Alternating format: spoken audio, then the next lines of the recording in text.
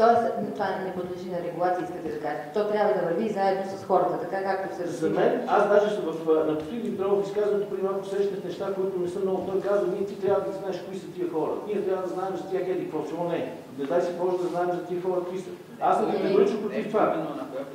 Въпросът обаче е, че тук за мен има разлика, ама аз мисля, че това е по-късен разговор, просто с това го казвам сега. За мен има разлика, примерно, лицето е кой си там. Дали са въпроси конкретни лица, но както и да е. Има един човек, където аз съм го уволнил опозитално преди известно време, в момента се пише журналист. Значи, ако това лице със своето име излезе и каже, той е много кофти пит за мен, той често го прави, аз го разбирам. Този е ясен. Обаче, когато същия това регистрира сайта вече bspnews.bg или ком, не помня какво беше, и почва да пише от името на сайта не пише, че той го регистрира. Къде е разликата? Разликата е, че в един случай имаше един сайт, който излиза и пише куп простоти, очевидно невярни. Вестник Атака моментално вика, тя ми го дай сега, ние цитираме този сайт, излиза в Вестник Атака, след което излиза в телевизия Еди коя си.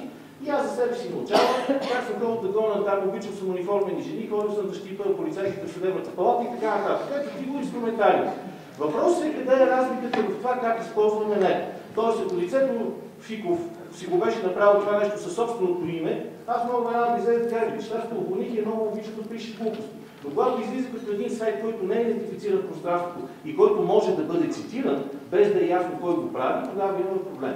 Тоест, законовата регулация за мен не може да стигне до участниците, до всеки индивидуален участник в мрежата, но трябва да стигне до институционални участници. Тоест, ако искаш да бъдеш институционален, да имаш сайт, да имаш поле, което вече да носи със себе си определена отговорност, тогава вече не може да си никой. Тогава трябва да знаеш кой си. Това е изключително важно.